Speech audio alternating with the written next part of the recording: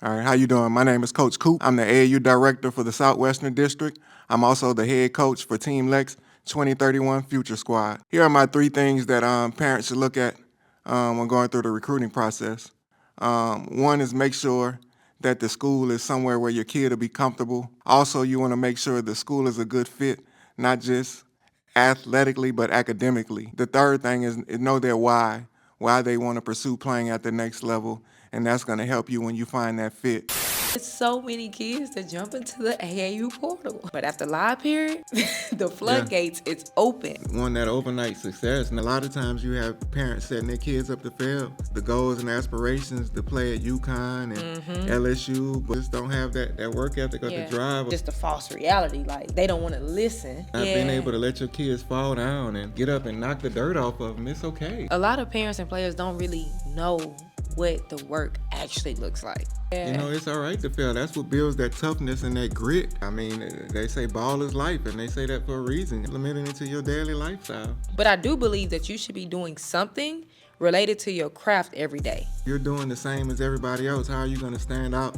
or separate yourself from the pack? In AAU basketball, cost is the biggest thing. Everybody's like, oh, it's too expensive, it's a scam, it's all these different things. That's why parents are so frustrated in July, because they spend all this money and don't get the result that they thought that they would get. It's easier to get an eye on some of these college coaches when you're going to events like that. See, now you may get a kid that's playing on an opposing team get some exposure, but for the most part, they have their day mapped out. There are no coaches left because they don't care when. They're there to recruit players, not teams. Welcome to It's Just Different podcast, where we bring on people who have been where you're trying to go and or have helped countless athletes get there.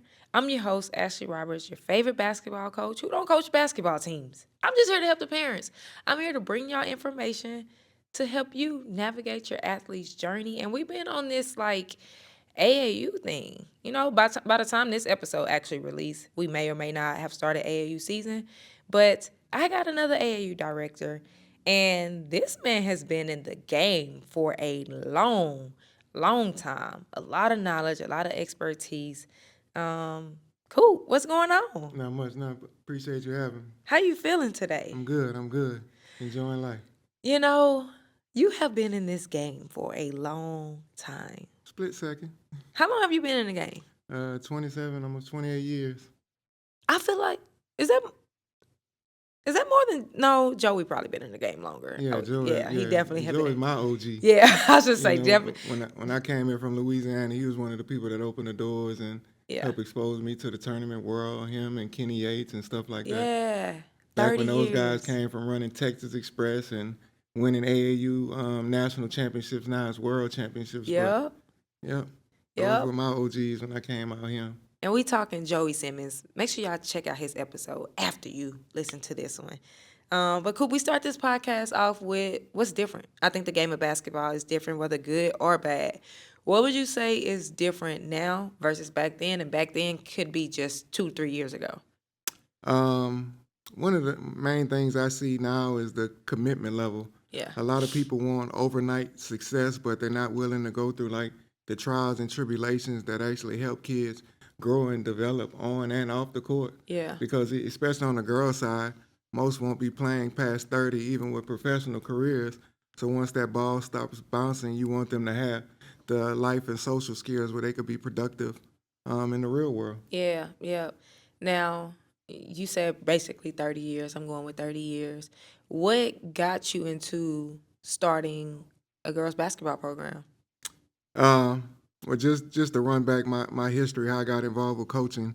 I was an undergrad student at Grambling and went out to a Boys and Girls Club in West Monroe to evaluate their programs. And after I wrote everything up, they were looking for somebody to come in and kind of get those things implemented. I was planning on going to law school, but wound up taking a job to try to get some money before going to law school. And once I saw the impact I was able to have on those kids' lives on the front end compared to after they were already caught in the system, on the back end, it just changed my direction in life. And I wound up going to Louisiana Tech and getting my master's in child and family development. So once I moved out here, unfortunately, I was still trying to play and go overseas and had a motorcycle accident that put me in a chair in 2004. So after the accident, I had some friends that knew I had a history of coaching and running athletic programs and stuff like that, and wanted to get some boys hooping from the Oak Cliff 49ers, the old Pop Warner group, Yeah. from Highland Hills type area, and wound up getting that group going. And as my daughter got older, she got gravitated toward basketball, and that's what moved me to the girls' side. And after she started, I started coaching with John Thomas, and we've been rocking with girls for a nice little minute. So John already had DC Queens going. Yeah, and we wound up joining and establishing DC Sports, which also brought Mm. on events. Like I said, Kenny and Joy were some of my OGs, and they kind of helped introduce me to the tournament world and the event director space. Yep. And so I started running a couple events and started the Queen of the Court way back when. I think we're on year 14 or something now. Wow. So I started that event and got it going for a couple of years. And that's when me and John had linked up and established DC Sports and started doing more events Yeah. on a bigger scale, on a more competitive edge. I mean, more competitive end Yeah. for grassroots teams and stuff. Now, how do you manage running events and running a program? Um, it's a lot of work behind the scenes that a lot of people don't see. They think you just show up and play, and they don't realize it's a lot of coordination, working with people's schedules, and you have people coaching multiple teams and just trying to make it work for everybody. So it's a win-win, as well as just having a fun, competitive environment for the teams and the players. Yeah. How have you seen just grassroots basketball evolve over the years? Um, I think the level of play individually has gotten a lot better, but collectively and team-wise, I don't think it's the same. It's a big decline. Yeah. It's a lot of me, and ISO, and everybody want to do them, and not really. That's not how the game is going to be played at the next level. So, Yep. I feel like it's so different. Like, and you got to adjust with the times. Like, I get all of that. But AAU basketball is like not what it was like when I was playing AAU basketball. oh Like, no, it's just so different. it's a lot, and I was mentioning earlier that 99% of the events out there are not even affiliated with AAU. Yep. And that's one of the big problems, is because you have no governing body, so you have no regulations. So like Joey mentioned, it's like the Wild Wild West. Anybody could basically do anything and rent a facility and host an event, Yep. the Timbuktu tournament, and charge whatever they want to charge. And Yep. have kids 3 grades older, driving to the games, playing with 5th graders and stuff like that. Yep. So that's why you get those type of wild events. I even had to call on Jason Terry to get his help, because Kendrick Perkins had blasted AAU basketball in Dallas, and the event had no affiliation with AAU basketball. And I'm like, I'm trying to build up AAU in North Texas. Right. So we don't want to slam it, especially if it had no affiliation. Right. So AAU gets a bad rap most of the time, but most of the basketball has no affiliation, especially when you deal with club and circuit ball and stuff like that. Yeah. It's a completely different ball game. And I feel like everybody, like you call everything AAU now. Yep. Like, it's all AAU. There is no separation. Like, any tournament that's being ran, like, it's an AAU tournament. Yep. And that's where a lot of confusion comes, because, with AAU, like I said, you have the governing body, you have the national organization that oversees stuff and like that, and gives some type of regulation and structure to it, Yeah. compared to people just being able to do whatever they want Yeah. without any regulation or even accountability. Like, if something happens or something's not right, who do you answer to? You know what I'm saying? Because these people could just pack up and go back where they came from, and then you never hear from them again. Now, you've had DC Queens for a while, or been running DC Queens for a while. Yeah. A lot of hoopers, a lot of young talent. The one thing that I love about your program is you pretty much, like, keep your kids, like, at the young age, like, they pretty much stay within a program. How have you been able to do that? It's been the parents. You have to have the parents locked in, and everybody has to have those common goals where they're working together Yeah. for the common good of the group. And that's one of the main reasons I've been able to continue coaching this long, is because I've had such a good group of parents Yeah. that have bought in and been supportive, and the goals have been aligned, and we all working toward the same things. Yeah. Because if you don't have that parental support, it's a team sport, so it won't work. Especially if you got kids in and out, missing practices, missing events.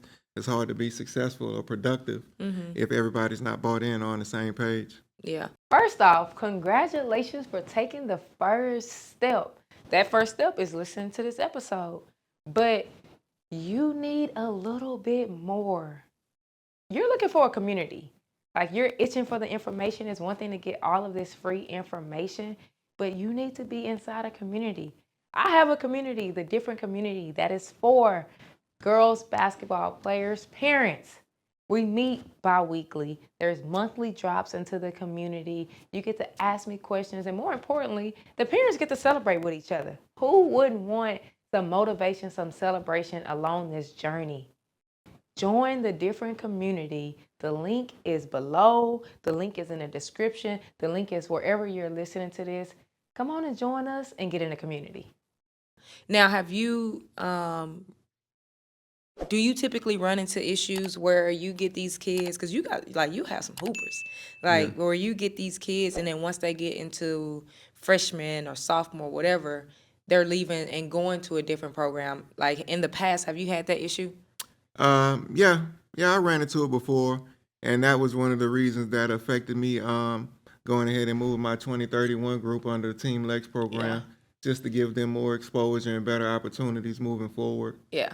Can you talk about that for a second? One, congrats on that. I appreciate it. You pretty much just said what led into it, but I see a lot of independent programs. Hence, I was one of them. I had a program, Competitive Edge, and my thing was, I'm not merging. I'm not doing this. I'm not doing that, right? And that was me years ago, right? And I feel like that's a lot of independent programs. Yeah. What ultimately went into like, you know what, like, we need to do this? It's never been about me. It's always about the kids. So it was just giving them those opportunities and additional exposure and resources. Joey's been one of the biggest people on the girls basketball side since I've been in North Texas, and the resources he has, I mean, I'm not gonna say are unlimited, but he has a lot of them. So he could open a lot of doors that, you know, that other people would have to do a lot more work to be able to get. And, you know, just the relationships that he's built over the years, you know, are gonna help benefit these kids that I'm bringing under the program. So now I see currently you got a Team Lex shirt on, right? Yeah. So because one of the things that I see a lot is a lot of people don't want to change, like they want to keep their name. Like it's just something about that name. Like they want to keep, like what did that look like for you of like, I seen the jerseys, it's Lex, right? Yeah. The shirt is Lex, it's not DC Queens. Yeah, I mean, even when I first started, when I started the Queen of the Court, I was Metro Magic back then. Yep. And so when me and John linked up, I had to deal with a name change then and stuff like that. But I mean, we wound up creating DC Sports, which wound up being a new entity. But still, it was just for the greater good of the kids and making sure that they got the opportunities and resources they needed. So is there still like DC Queens, or there's no DC Queens? It's You still have DC Queens and Kings. The boys are going under the Puma circuit. Okay. So they have some good things going on. It's just with the group I have, I felt like this was the best Just that move. particular group is... Yeah, this is just the team that I coach, that I've been dealing with. Oh, okay. I got you. That makes sense. And what have you seen has just been the biggest reward of that so far? Well, it's new, so we just started. This is actually our first tournament under Team Lex, but just in talking with the resources and the opportunities, them being able to play up on the Under Armour circuit this summer, being able to do a couple of events would just be good exposure to let them see what's in front of them. Yeah. As well as, you know, being able to get a taste of the live events. Yep. We'll be able to play in some events where they get exposed to shot clocks and stuff like that. So just preparing them for what's in front of them. I wish high school had shot clocks. Yeah, Like, especially in Texas. We need a shot clock. Definitely, I agree. Let me look in this camera. We need a shot clock, and we need it ASAP. Like, I feel like, okay, well, how do you feel like it would look? Let's talk high school basketball with a shot clock, because I see both sides. Like, some of these kids, at the end of the day, are playing varsity, and I don't know how the games would look if there was a shot clock. Like, is this turnover after turnover after turnover? Is it going to actually help the game? I think it's going to make coaches have to work a little bit harder. Yeah, and I think that's why some have been opposed to it, because they don't want to do the extra work. Yeah. I've been on all sides, so that's just my 2 cents. Yeah. Cool. What do you feel is the biggest misconception about AAU basketball when we're dealing with parents and players? Misconception that everybody's going to D1. Oh, yeah. You get a lot of people that aren't realistic with their kids, the level they're at, their commitment, the investment from the parent side, from the kid side, and all of that.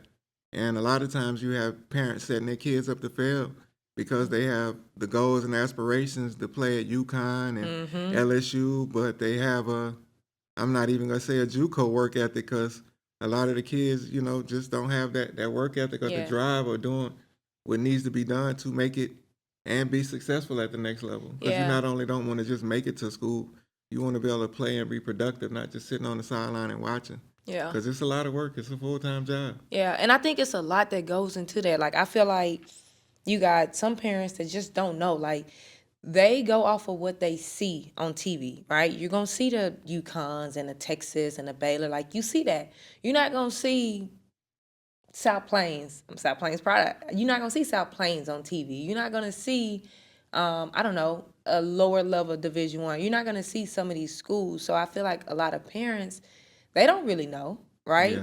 And then, so you got that side of it. Then you got the other side that the parents it's just a false reality. Like, they don't want to listen. Yeah, Like, you got be people. real with the yeah, kids. they don't want to be real. And it's like, we're telling you, like, I think it's nothing wrong. There's nothing wrong with being a D2 player. There's nothing wrong with being a Juco player. There's nothing wrong with going to a D3. Even NAI. Yeah, that's you what I'm have saying. schools like Xavier. That's one of the top academic programs in the country where you get people come out of there that are in the top 10%, in their careers and stuff like that. So it's a lot of opportunity. That's why I say you want to find the best fit for your child overall. Yeah. Not just athletically, but academically as well, because you got to be able to do something after the ball stops bouncing. Yeah, so let's talk about fit. Like, how can these, and AAU and college is really kind of the same thing, but like, how can these parents know if they're in the right fit? What questions should they be asking? What should they be looking out for? First of all, they need to know what their kids' why is. Like, why are they playing? Yeah. Like, what do they want to do? Not just basketball-wise, but beyond basketball-wise, Yeah. like career. What do they want to major in? Like, I ask a lot of high school kids, what do you want to major in? I don't know. So how do you say what school you want to go to, and you don't even know if this school offers what you want to go to school to? Go to school for or aspire to be. Yeah. You can't say you want to be a doctor or the school doesn't have like a pre-med type program or the courses you need to prepare you for med school or stuff like that. But is it technically a bad thing if they don't? Because some kids aren't going to know. Like, I feel like, well, I did kind of know. You need to have some type of direction. Yeah. Even when my daughter was going through the recruiting processes, I had coaches tell her that if you want to play, just get general studies. It don't matter what you major in. And I'm like, are you serious? So we just going to waste 4 years of just going to school and hooping and then have nothing to show for it at the end? And what's I that in couldn't buy physical into culture that. and sports? That's the other one. I'm like, so, and that's another thing, being able to find that balance. Because if you're not trying to play professional ball, you may want a D2 or NAIA type program that has more of a balance between athletics and academics. Because at D1, it's going to be strictly ball. Yeah. Everything else is second. That's true. Now, when these parents are choosing these AAU teams, like, I feel like just like it's a college portal, it is an AAU portal, and that thing starts. It's jumping. I always say most teams start the end of March. After that first tournament, it's just a little bit. Like, it ain't too crazy, right? But after live period, the floodgates, it's open. Why do you feel like it's so many kids that jump into the AAU portal? Again, it's that overnight success, not being able to let your kids fall down and get up and knock the dirt off of them. It's okay. Yeah. It's all right to fail. That's what builds that toughness and that grit, where you learn how to deal with adversity. And we try to baby and coddle these kids sometimes. We don't build that toughness, and they get in the real world, and they back at home staying with mama at 30 years old because they don't know how to handle adversity. Yeah. Because they were never, allowed to deal with things growing up because they were babied so much Yep. in a nice way. And I feel like I feel like that's true. Don't get me wrong. That is absolutely true. But I also feel like a part of it is also on some of these directors. Oh yeah, Like, you get a lot of people selling false dreams, talking about how they can get kids scholarships, and they don't realize that no club coach is giving scholarships. These coaches' jobs are on the line. So no coach is just gonna go on a whim and say, "Hey, get this kid a scholarship," no, you and it's got to gonna happen like produce. that. Yeah, What are you doing on the court? yeah, And that's the problem. Like, some of these kids are making these decisions, whether it's on the parent that's not researching or the director that's not being honest. But some of these kids are going to these programs and thinking just because I'm on this team, I'm going to get looked at. And the coach got to see you play. I don't care what nobody say. They cannot recruit what they don't see. yep, How they going to see you play? How they going to give you an offer if you're just sitting the bench? yep. Like, it just It's doesn't make very sense to me. important. Yeah, that's why you have some kids that may be like on EYBL teams or whatever circuit that may average 6 points a game, but they're out there producing and the team is just that stacked. So it may not be just about going play on a weaker team and scoring 30 Right. points. It's about, not only what you're doing, but who you're doing it against. Exactly. And I'm glad that you said that, because there are some players that's going to play on some of these circuit level teams and they're not going to score as much. Their role might not be as big as if they went to another team and they can be the best player, they can score all the points. But it's really about what you just said, like the fit. Like, what does the fit look like? What are you doing with your minutes? Are you getting any minutes?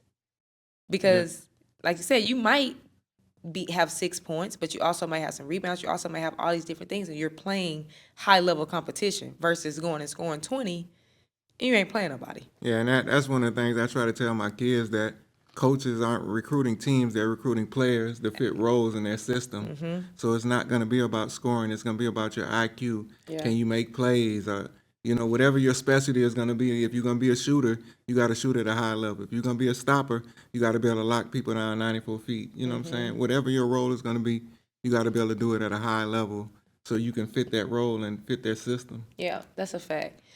Coop, just from being around like you and watching your program over the years, like, I feel like y'all got a strong culture, which is why a lot of kids do not leave. Like, they pretty much stay within the program. What goes into building a culture? It's just trying to make sure that you're showing growth and progress. Yeah. That the kids aren't getting stagnant and stuff like that. Even as fifth graders, we wound up playing and beating JV level teams. My parents looked at me kind of crazy at first, like, what are we doing out here Yeah. against these big old girls? And we got kind of knocked around, but it helped us develop the toughness that we needed to develop at that time, and it wound up paying off later on when we were able to play kids our age. And it's just pushing and challenging and not selling for mediocrity and stuff like that, Yeah. and just holding kids accountable. Yeah. What does player development look like within a program? Accountability. Not only with the players, but also the parents as well. Everybody has to play their role and make sure that they're doing their part to make it work. You can't expect the kid to get up and drive themselves to the gym if they're 10, 11 years old. So it has to be everybody on the same page and working toward that common goal. And also the kid has to want it. Yeah. The parents can't want it more than the kid. If not, it's not going to work. You're going to wind up straining that relationship where the kid is not even going to want to play anymore. Yep, and that's what I find a lot. I find that a lot of parents, they want it, right? They try to get the information. They want their kid to play good. They're the ones that's pushing everything, but the kid just don't want it. And it's understandable because parents go through their journey. They, have their ups and downs and their mistakes. So this is their way to do it better this time. But at the same time, if the kid doesn't want it or have that why or why they're playing or pursuing trying to play at the next level, then it's not going to work. It's not going to be successful. Yeah. Listen, I always say, if the parent is the one that's always telling the kid, get in the gym, if the parent is one that's always, there are going to be some times where the kid just don't want to do it, and you need that parent to kind of give them the extra motivation. But if you're always having to do that, that kid do not want to do this. Yeah, I tell kids it doesn't matter like what you do, whether you're going to do band, dance, or whatever, you get out of it what you put into it. Yeah. So whatever you do that's going to represent yourself and your family, you want to do it at the highest level. So if we're going to commit to whatever it is we're going to do, just say band. We're going to do it at a high level, and we're going to work to be the best trumpet player, drummer, Yeah. whatever it is we're trying to pursue. Yeah. So we able to accomplish our goals, and we're not just going through the motion. Yeah. And then those type of that work ethic and those life skills that they're developing are going to transfer to the real world and help them be productive. Yeah. In society. That's a fact. That's a fact. Now, one thing that I found to realize, or that I have realized, is that a lot of parents and players don't really know what the work actually looks like. Like, some people think she's playing, or he or whoever is playing at the high school, they got practice every day. You're playing AAU and they go to practice. That's enough. Like, what does the work actually look like? Yeah, I mean, they say ball is life, and they say that for a reason. I mean, it has to be implemented into your daily lifestyle, and it has to be something that you're working on constantly. Because again, you get out of it what you put into it. So if you're putting in the bare minimum, every team goes to practice 2 days out the week. So if you're doing the same as everybody else, how are you going to stand out or separate yourself from the pack if you're doing the bare minimum? Facts. So you have to push yourself and go above and beyond and outwork the next person. Yep. What is Because, I mean, you're going to have a kid in Idaho that doesn't have anything else to do, no distractions, but get in and they're that going to be in the gym. barn getting up a 500 makes a day, not shots, but makes. And I also feel like a lot of parents and players think that when it's like working your game, that means actually being in the gym. And for some it is, but for me, I don't think that like that's what that means. Like, it's literally working on your game. Working on your game can be getting in the gym. Working on your game can be getting with a sports performance person. Working on your game can be watching film. Working on your game, like, there are so many things that you can be doing where you're not just beating yourself to the ground trying to be in the gym. Working on your game could be just going in there, I'm going to make 200 free throws today. Yep.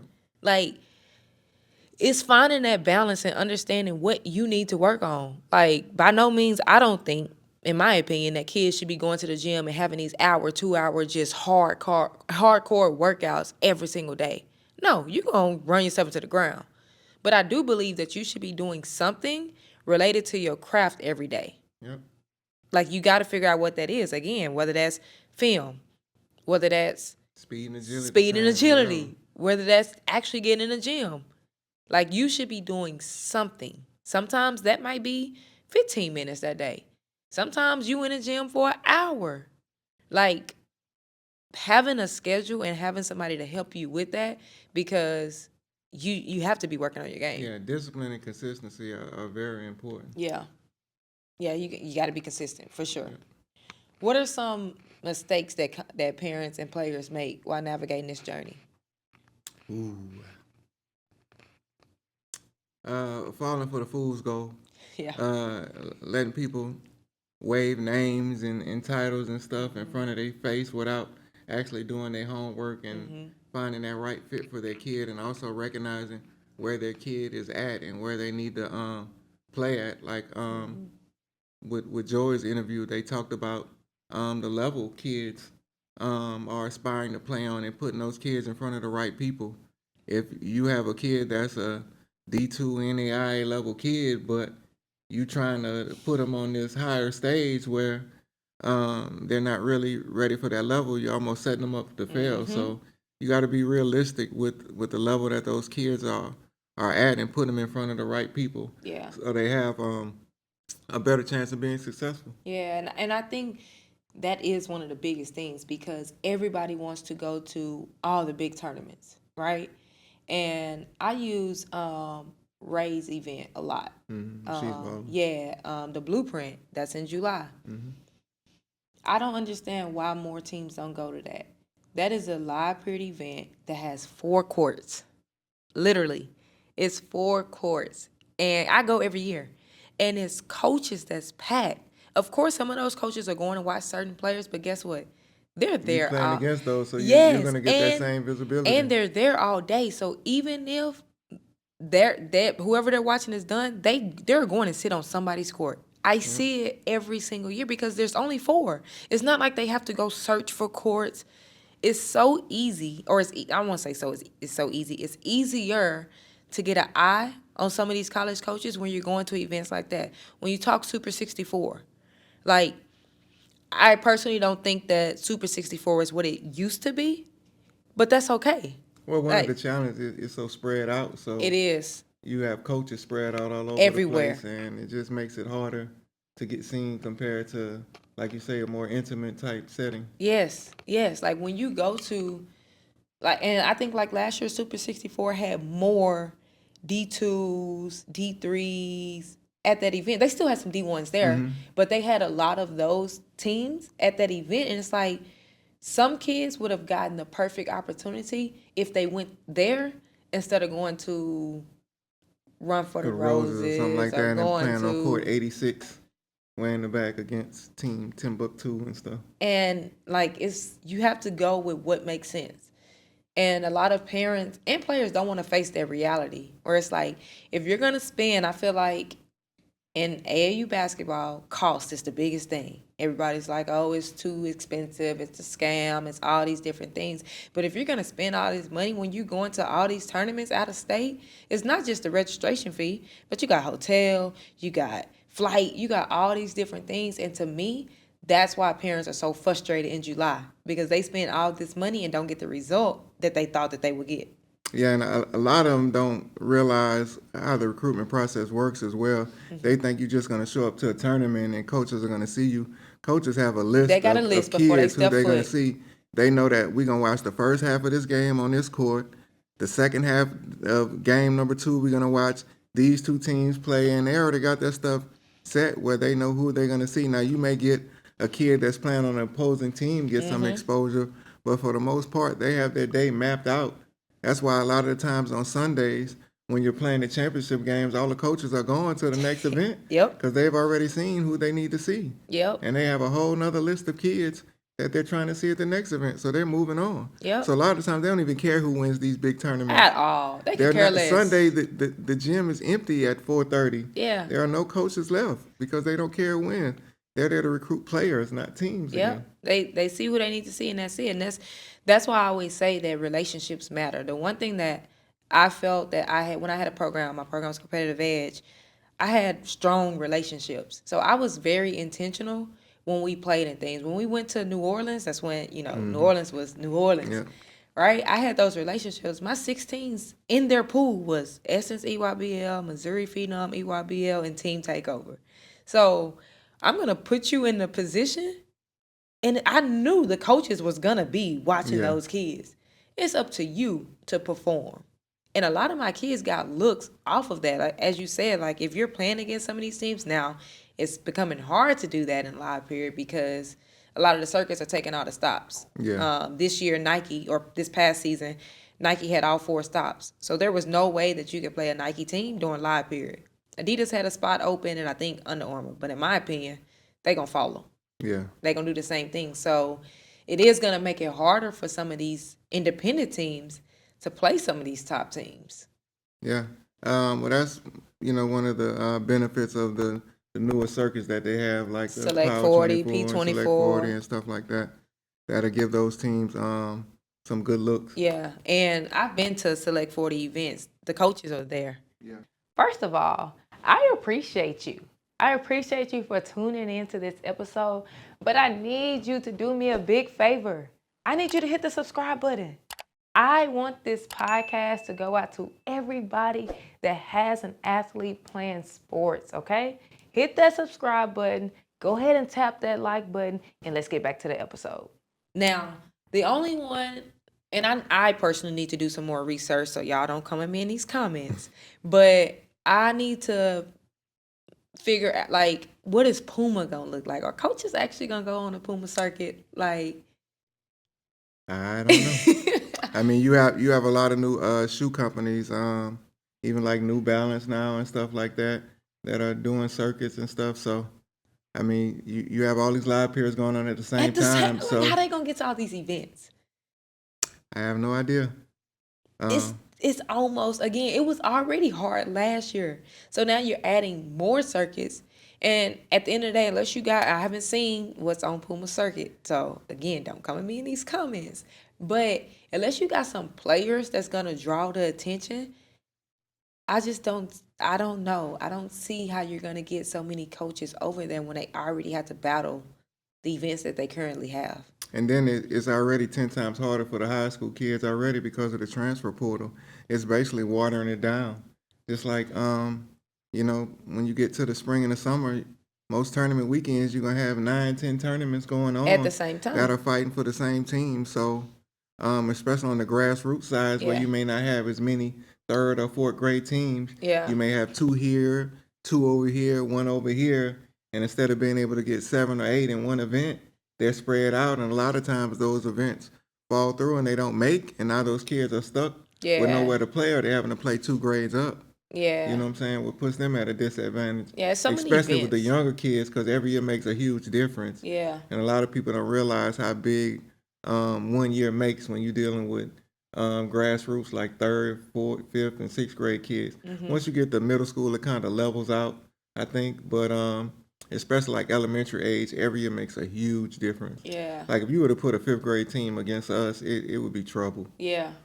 It would be trouble. Yeah, and I think, like I said, it's just way too many events. Like, it spreads out the talent, and then when we talk at high school level, it spreads out the coaches. Yep. Like, and they can't. It used to be when I was playing with DFW Elite, you had the big state flavor jam, and all the coaches is there, and they're able to see. So you do got a lot of courts going on, but they're able to be there and see multiple games. Versus now, you got some coaches that literally will come for a few hours, and then they got to fly out because they got to see another kid and go to another tournament. Like, they don't. Yeah, going to 2 different events in the same day across the country. Like, some of these coaches, they spend more time traveling, whether getting their car and doing this and going to the hotel. Going to the airport, all these different things. They spend more time doing that than actually watching kids, because they had, like you said, they do got a list. So for they top kids, if 1, 2, and 3 is on their list,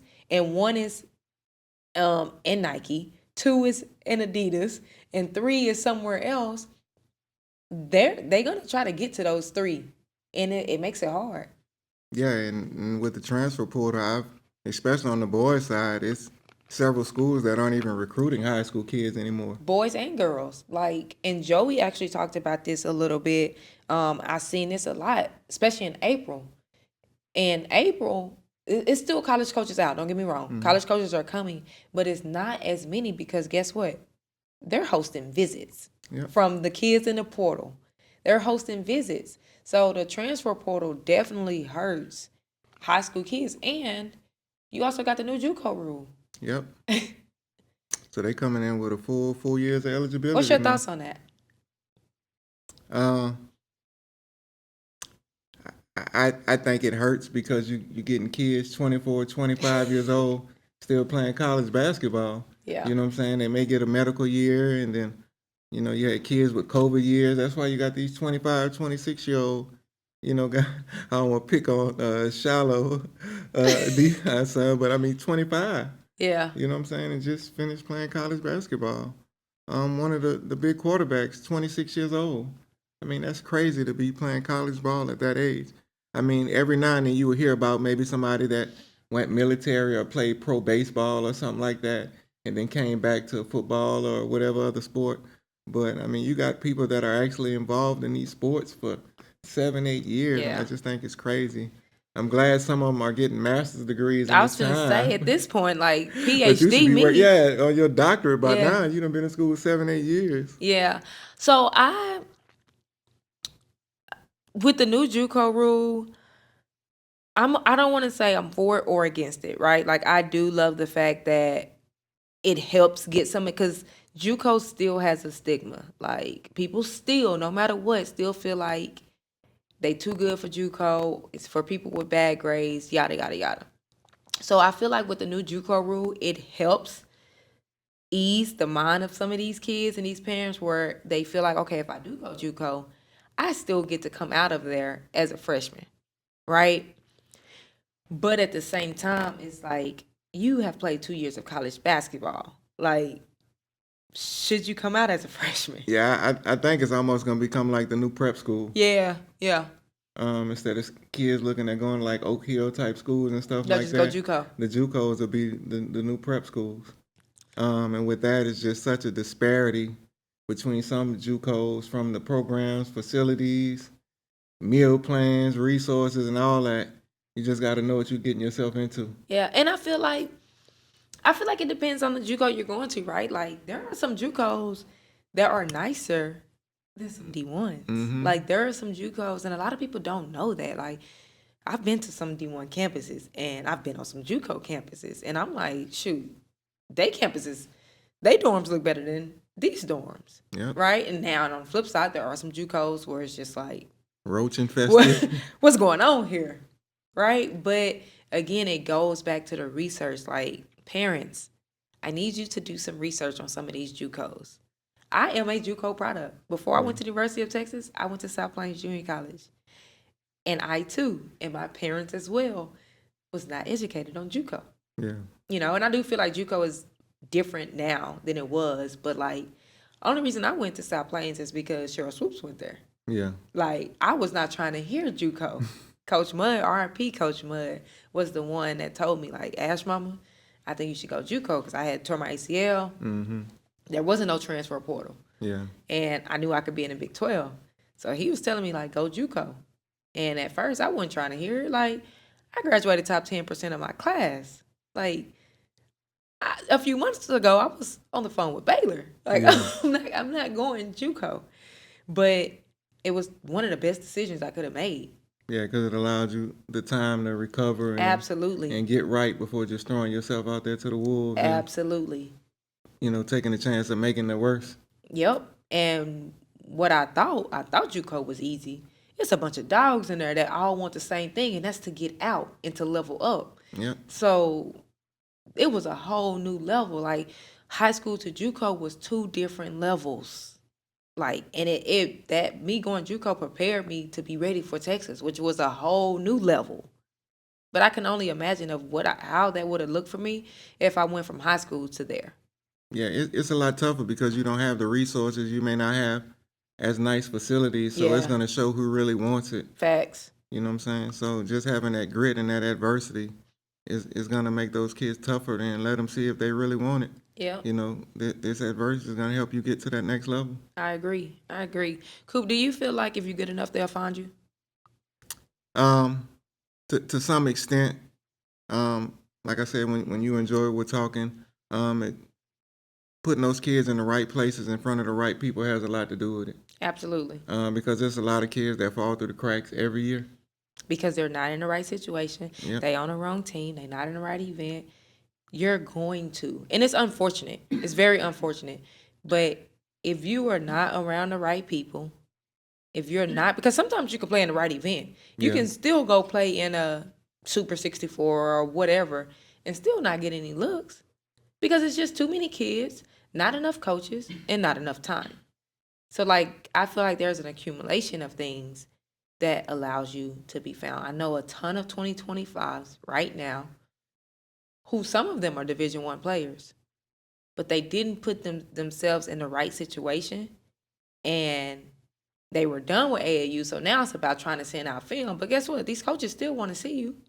Yeah, and I think a lot of parents just don't know that you can reach out and call these coaches and be like, hey, this is my child. This is where they're at. This is where they'll be playing at.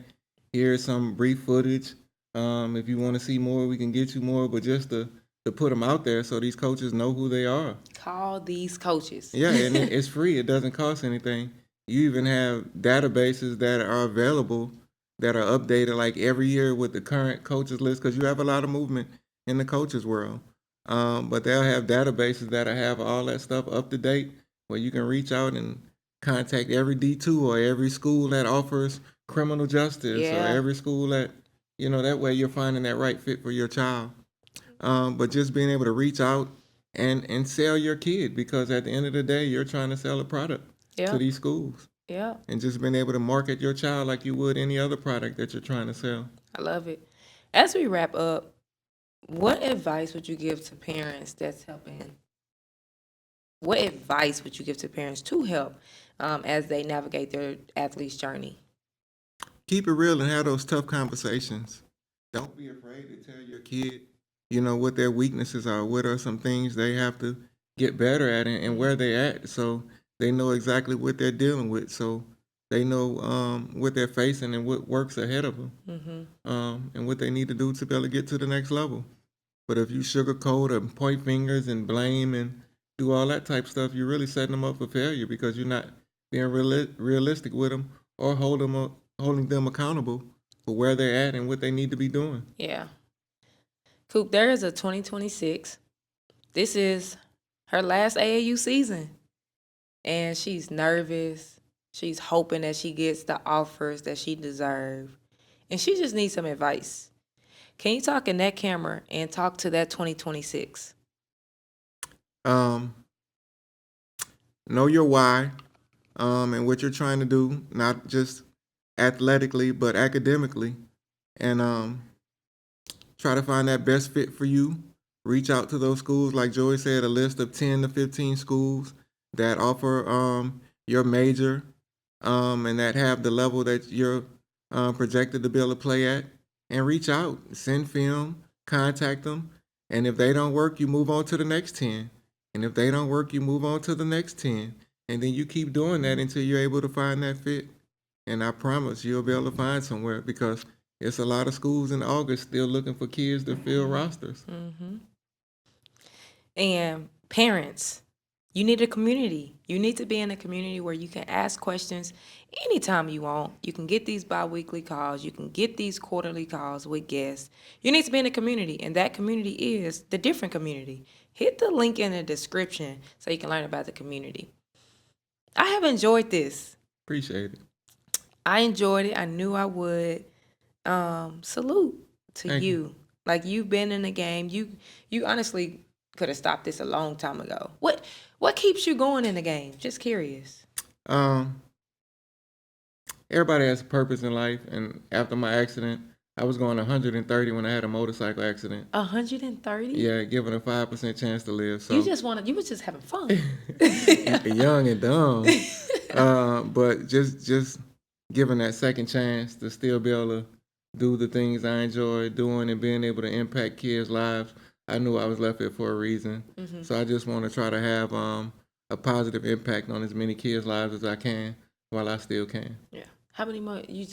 I was gonna say how many more years, but are you just in it till you're just in it? I'm gonna go as long as I still have the right people around me, and as far as kids and parents that are working toward the same type of goals, and people that are committed and invested. Yeah. And once that, kind of reaches the end, it'll be time to do something different. I feel it. Can you tell the people where they can find you, or the group, whatever, on social media? You can reach me at swauGBB@gmail.com or 817-690-2485.